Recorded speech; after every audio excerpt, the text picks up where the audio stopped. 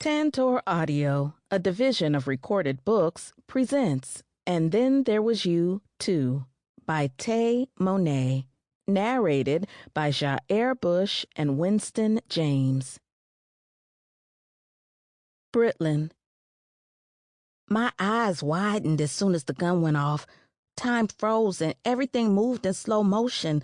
Nasir instantly let me go, his face mirroring mine. My mouth opened, but no words came out. Sevyn's body dropped, and a loud squeal left her mouth. Instantly, my eyes went to hers. "What the fuck did you do?" Nasir yelled. He yoked me up by my shirt, causing me to drop the gun. My body was shaking viciously. My heart was about to leap out of my chest. I stuttered. My eyes were glued to Sevyn. I tried to explain what happened, but I couldn't seem to form a sentence. "Get the fuck out," Nasir yelled, shoving me away from him. His eyes were dark and menacing. "I didn't mean to. You grabbed me and it just went off." "Nasir," Sevyn yelled, gaining his attention. His head whipped around and he rushed to her side, bending down. My heart dropped as he pulled off his shirt and used it to apply pressure to her shoulder. My stomach turned when his lips touched her forehead. "Nasir," I forced out. A chill shot down my spine when his eyes fell on me. "Get the fuck out." Swallowing hard, I slowly nodded. Turning to the door, I rushed out of the apartment. My hands were shaking so bad I could hardly open my door. My plan wasn't to shoot Sevyn. The only reason I went there with the gun was to make sure she and Nasir understood that I was serious. The two of them had been sneaking around for a few weeks now, and they didn't think I knew. Nasir had been distant from me, and I would see him leaving out my building without seeing me. I tried to play cool because Sevyn wasn't the type of girl Nasir went for. She was too timid, quiet, and innocent. I was angry the two of them had the nerve to sneak around behind my back. Sevyn tried to play like she was so innocent, yet she was sleeping with Nasir right down the hall from me. I tried to tell her to stay away from him. I warned both of them. If they would have just listened, then none of this would have happened. Our relationship wasn't traditional, but it worked for us. Never has Nasir tried to end things with me for another bitch. When I look at Sevyn, I see something I never saw in the other females we invited into our bedroom. She was genuine and sweet. She came into the bedroom timid, but she loosened up with a little pushing, and she was actually enjoyable. I wanted to bring her back, but she turned down my offer. I wasn't shocked because that wasn't her, but that's what I liked. I liked that she was different. Just thinking about her screaming and yelling on the ground from the gunshot wound made my head spin. "Ah!" I yelled, grabbing my head and squeezing it. My heart was pounding in my ears. I didn't know what the hell to do right now. My mind was all the place and my nerves were bad. My hands hadn't stopped shaking since I rushed out of the apartment. My eyes bucked. The gun! "I gotta go," I mumbled, hurrying to the back of my apartment. I knew I couldn't go back to Sevyn's apartment to get the gun, and my fingerprints were on it. Fuck! I grabbed a duffel bag from the closet and started throwing random items in it. I didn't know where I was going, but I knew it wasn't smart to stick around. Nasir might be a businessman now, but I met him when he was heavy in the gang life. He wasn't one to take disrespect lightly. I paused from packing and stood straight up. My hands went through my weave. Sweat built up on my forehead. I tucked my bottom lip in my mouth, and my eyes darted to my bedroom door.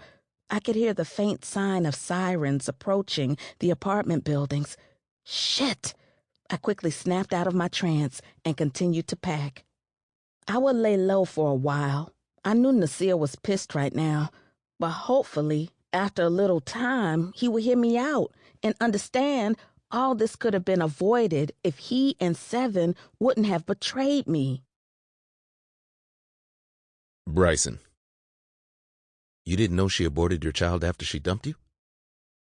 My body stilled as my mind processed Charles's words.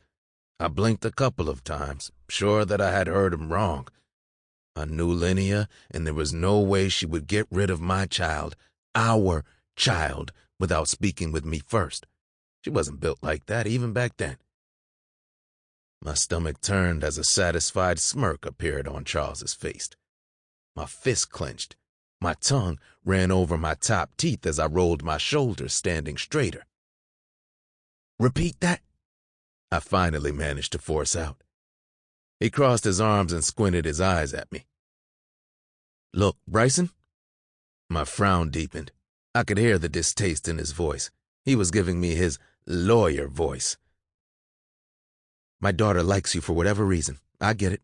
Back then y'all were young and she was experiencing love for the first time, so I understand why she still cares about you. But you and her are from two different worlds. Linnea will be graduating from law school in a few months, and she'll be here working with clients who will pay her a lot of money. If she would have had a child at 17, everything she's accomplished wouldn't have been possible for her. The two of you are older now. It's time to grow up and move on with your lives." My jaw began to hurt by how hard I was clenching it. My first thought was to tee off on Linnea's dad. He was talking to me like I was something he scraped off the bottom of his shoe. "Do you even give a fuck about your daughter's happiness?" I tried to come here and be respectful, but that shit was out the window now. His eyebrows furrowed. "Watch your mouth, son. I'm not your son. You're talking to me like I'm some little-ass boy. Back then, I might not have had shit to offer your daughter, and you're right. At 17, she wasn't ready to be a mother. I know I wasn't prepared to be a father, but I would have stepped the fuck up because I love your daughter and would have loved our child. You think because you got money, I'm gonna let you clown me like I ain't a good nigga? You hate that your daughter loves me and will always love me. The only reason I ain't beating your ass right now is that I love your daughter. I tried to do the honorable thing and come talk to you, but I don't give a fuck how you feel about me or if you want me with your daughter at this point." With that, I turned and stormed out of his office. My blood was boiling and my whole body felt like it was on fire. I couldn't even wrap my head around the situation I was in right now. Linnea got rid of our baby and didn't even bother to tell me. Both of us were young, and I know that. But that doesn't mean I wouldn't have supported her and our damn baby. She would have still been able to go to school and shit, and if she felt like a baby wasn't what she needed, then I would have held her hand through the procedure. But for her to do that shit behind my back, then smile in my face like it's nothing, was a punch to the gut. Linnea knew that outside of my dad, I didn't have any family. I wasn't trying to trap her, but we never tried to prevent it.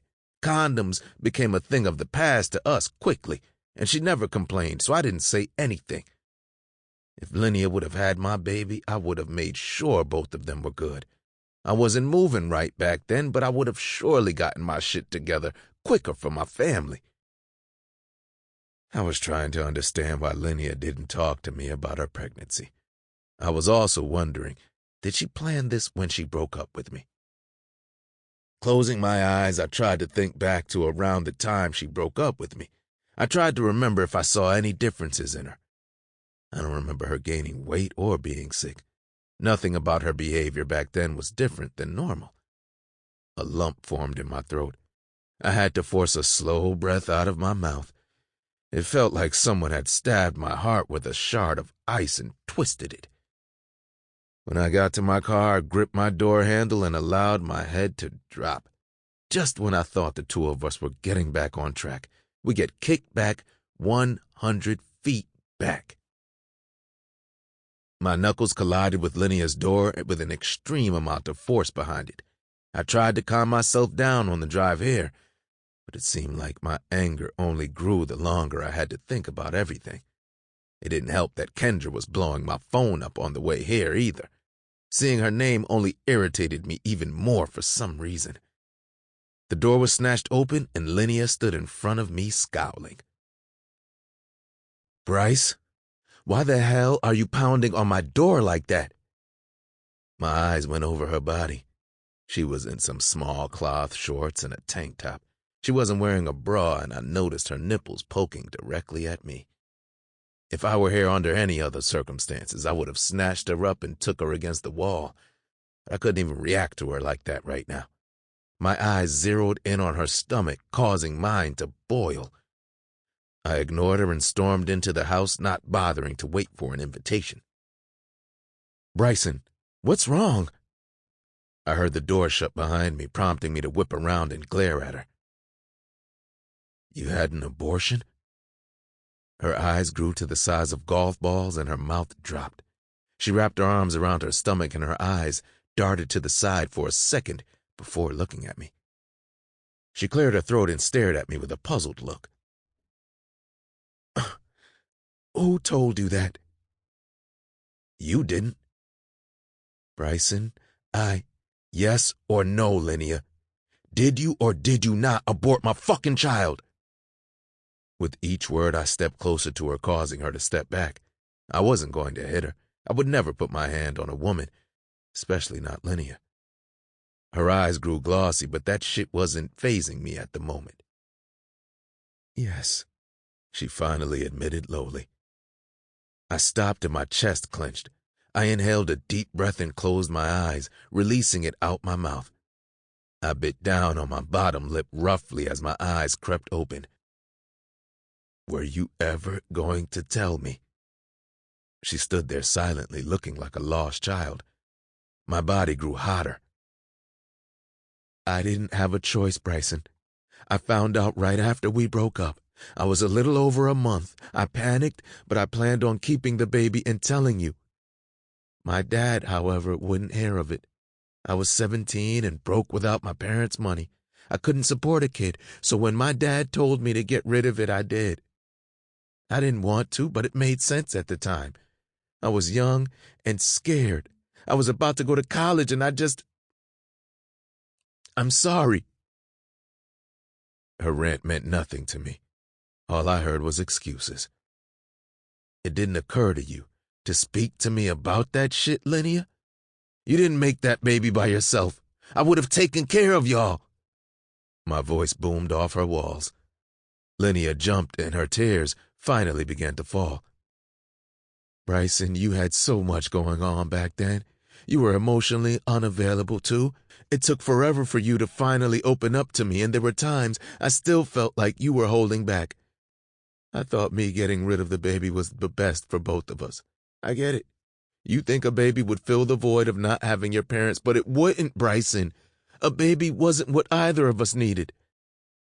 Her words only angered me more. "Says who, Linnea? Your punk-ass daddy? I wasn't in a relationship with that nigga. I loved you. I was with you. I opened up and changed because I loved you. I might not have been the most expressive nigga, but I showed you how much you meant to me.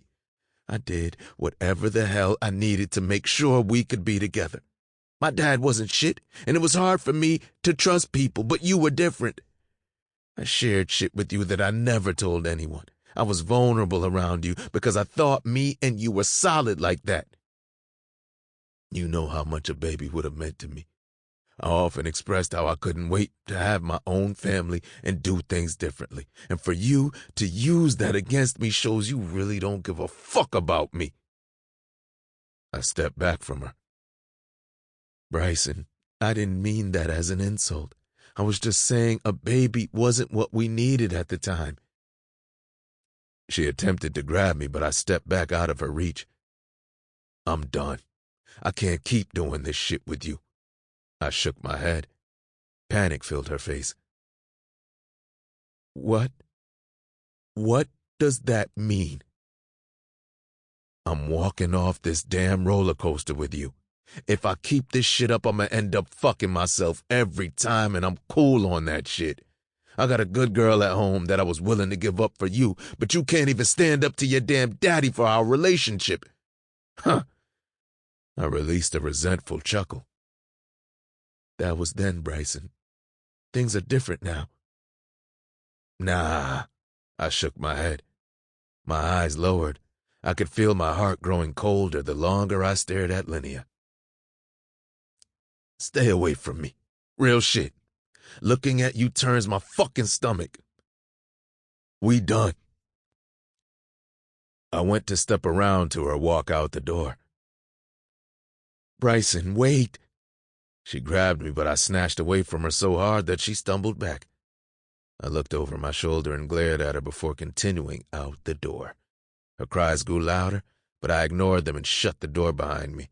Any other time I would cave, but not this time. Linnea never put me first. Her dad ran her life, and I couldn't be with someone who refused to grow up and be their own woman. Knowing that she killed our baby, then tried to justify it by throwing shit in my face was it for me. I was done with Linnea from here on out. Linnea. My knees buckled the moment the door slammed shut. My secret was out, and as much as I wanted to be mad, I was relieved. It had been weighing down on me like a bag of bricks for years, and when I ran back into Brycen, that weight only seemed to get heavier. Still, this isn't how I wanted him to find out. I planned on telling him, but I didn't know how. I knew a baby was something that Brycen wanted, but neither of us was ready at the time. When my dad convinced me that a baby would ruin everything I had going on, I believed him. It made sense at the time. I had a scholarship to one of the top schools in the country. Even though I didn't need it, it was something I was proud of. I had worked hard to make it to where I am, and if I had a baby, I wasn't sure that would have been possible. Knowing that didn't alleviate the pain that always shot through my chest when I thought about my baby. There was no doubt in my mind that Brycen would have been a great dad. He had his issues, but he was so passionate and protective. When he loved hard. I hated that I even brought up his past issues because I knew that was a tough spot. I closed my eyes. I wish I would have told him back then. I hated for him to find out from someone else. The pain displayed on his face was crippling. I could see it all on his face. He felt betrayed. Again, I had hurt him, and that killed me.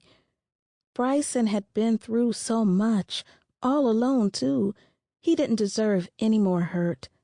Tears continued to fall down my face. I didn't know how, but I needed to fix this. The two of us couldn't be over.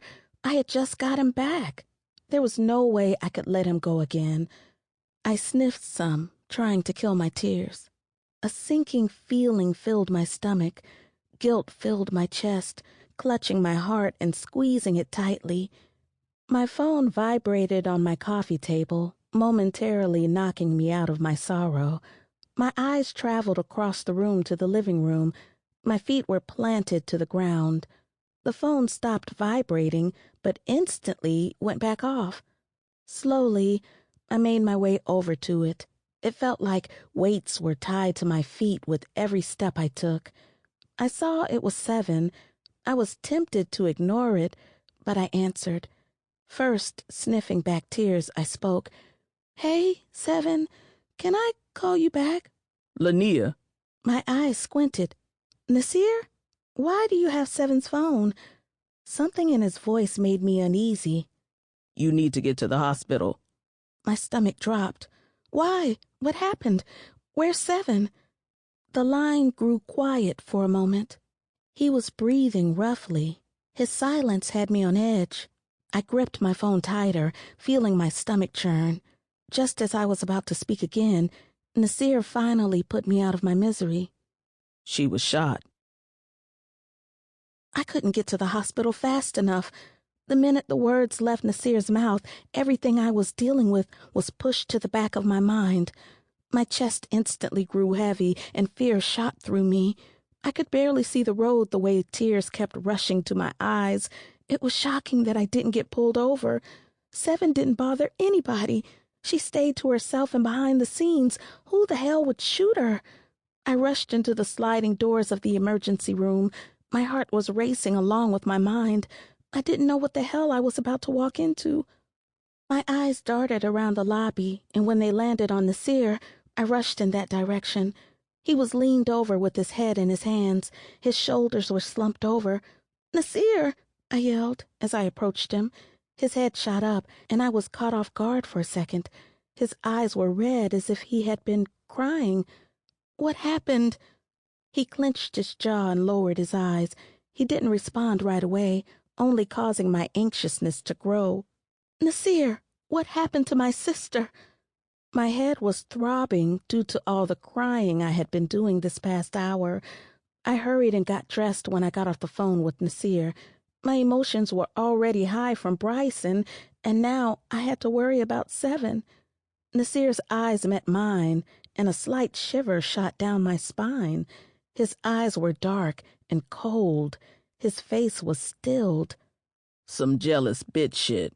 I'ma handle this. His voice was just as cold as his eyes. Just as I was about to question him more, someone came out asking for Sevyn's family. I'm her sister. I rushed to the man. Hello? Linnea. Linnea, right. Your sister is fine. She was very lucky. The bullet was in and out of her right shoulder. It missed everything that could have caused any nerve damage or intensive harm. We were able to get her stitched up, and she should be discharged soon. Relief consumed me. Can we see her? I looked over and saw Nasir was now standing next to me. And you are? The doctor questioned. Nasir's face balled up. Her nigga. Can we see my damn girl? He snapped. I grabbed his hand. He glared down at me and I matched his stare. This is her boyfriend. Can we see my sister, please? I pleaded with the doctor. He looked at Nasir one last time before turning back to me and nodding. Follow me. I looked at Nasir, giving him a look to chill. I could feel the steam radiating off him, and I understood, but these people wouldn't hesitate to kick him out. I could already tell the doctor wasn't feeling him the moment he laid eyes on him. I was nervous as we followed behind the doctor. He said Sevyn was fine, but I was still uneasy, especially since Nasir didn't tell me how this happened. I was protective of Sevyn. She didn't have anyone else and was too naive. Her niceness was often taken as a weakness, and even though she was going to be a lawyer, she was a soft-hearted person. Here you both are. He stopped in front of the door. He didn't wait for either of us to say anything. He turned and walked off. I shook my head, and we both stepped into the room. Sevyn was alert and sitting up with her arm in a sling. She was looking at the TV, but I don't think she was watching it. She had a blank look on her face. Sevyn! I rushed over to the bed. Sevyn was knocked out of whatever trance she was in. As she turned to face me, her face instantly cringed. Are you okay? I looked her over. I could see the patch on her shoulder. She opened her mouth to speak and yelled, Get out! My eyes widened. I turned and saw she was talking to Nasir. He didn't really look shocked by her outburst, but I could see a hurt expression flash on his face. Sevyn, baby, get out and don't come back. Her voice rose. She flinched again, and pain flashed on her face. I grabbed her arm. She looked at me with pleading eyes. Nasir, maybe you should go, I told him lowly. He ignored me and looked back at Sevyn. Hell no, I ain't leaving. Little baby, I know this shit is my fault, but... Your fault? What the hell happened? I cut him off. He cut his eyes to me, but I didn't care. I wanted to know what happened to my sister. I don't want to hear anything else you have to say, Nasir. Your girlfriend shot me. I could have died. Wait, Brycen did this? I asked, as her words registered in my head. And I'ma handle it, but no buts. I don't want to see you anymore. Leave. Her voice cracked. I felt bad for Sevyn. I could tell she was trying to keep it together, but I could see she was a second away from cracking. Nasir must have seen it too, because his shoulders dropped and he nodded his head. He went into his pocket, grabbed a phone, and held it out. I'ma let you have your moment, Sevyn, but you not getting rid of me that easy. He stared at her for a few seconds longer before turning and walking out. The moment the door closed, I turned to face Sevyn, and her bottom lip trembled before she broke down. I quickly wrapped my arms around her and allowed her to cry in my arms. Her body shook violently. She hiccuped a couple of times, but her cries didn't slow down. Neither of us spoke.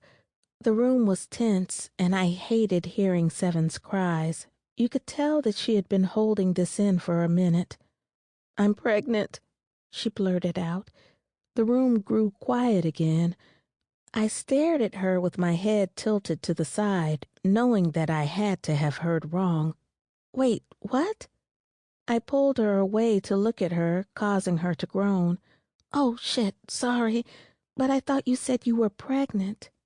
She used the back of her hand and wiped her eyes. My eyes went down to her stomach. "I did. I am." Her voice cracked again. I didn't even attempt to hide my shock. "Sevyn, what the hell? By Nasir?" Her face instantly balled up. She cocked her head back, looking at me like I was crazy. "Of course, by Nasir. Who else?" I shrugged and sighed. "I'm sorry, Sevyn. I'm just shocked. What the hell?" Her eyes dropped and she grabbed her shoulder. "Are you okay?" She nodded. "They couldn't give me anything for the pain because of the baby." Her voice was low. "How far along are you?" 5 weeks, from what they estimated. I sat down on the edge of her bed, not sure what to even say. "What am I going to do with the baby, Linnea? I can't even afford to take care of myself. I'm in my last year of law school, not to mention I'm about to start my internship. As if all that isn't bad enough, my child's father's girlfriend fucking shot me." Her head dropped and she covered her face with her hands. She started crying again. I knew she was stressed because Sevyn hardly cried. With everything she's been through, she always kept her head high and pushed through. She was one of the strongest people I knew and always found a way to make things happen for herself. "Sevyn, you know I got you with whatever you want to do. Nasir, too. I know he'll be here for you." She looked up at me with glassy eyes. "I don't want his help. He's the reason I'm in this anyway. If I had never met him, I wouldn't be in this situation." "Yeah, but you are. I can see it all on your face how much you care about him. I know you're mad at him right now, and I don't blame you, but you don't regret meeting that man. Since he has been around, you've been happy, smiling more, less stressed. Admit it or not, but Nasir coming into your life was a good thing." Her lip quivered. "I'm so stupid. I knew he was bad news, but I couldn't stay away from him. No matter how many times I told myself he was no good for me, I kept going back. Now I really won't be able to leave him alone." Her eyes dropped. "So you're going to keep the baby?" She didn't respond right away. I knew this wasn't an easy choice to make. I had been there, and it's hard to decide to get rid of your child. "I can't afford a baby, Linnea. My life is a hot mess without a kid. What the hell can I do for it? But my gran, she would turn over in her grave if I got rid of this baby." I hated how defeated she sounded. I grabbed her hand. "Well, I'm here for you, Sevyn, with whatever you choose to do." Would I be a horrible person to get rid of this baby? I swallowed hard. My stomach stirred and I had to swallow back my emotions. Sevyn needed me, and I was determined to be strong for her. I was the wrong person to answer that question. My abortion still haunted me. "I think you have to do what's best for you. Talk to Nasir, though, Sevyn. Right now you're running off emotions, but the two of you should make that decision together. He might not be perfect, but Nasir loves you. He should be the one you're making this choice with." I didn't want her to be in the same predicament I was currently in. I didn't know Nasir like that, but I saw it all on his face. He was gone off my girl, and I knew without a doubt he would be there for her and their baby. 7. I was sitting in the cafeteria on campus with a banana in my hand, looking over my notes for an upcoming test. It had been a week since I was shot. Linnea thought I should take more time from school, but I couldn't afford. Sample complete. Ready to continue?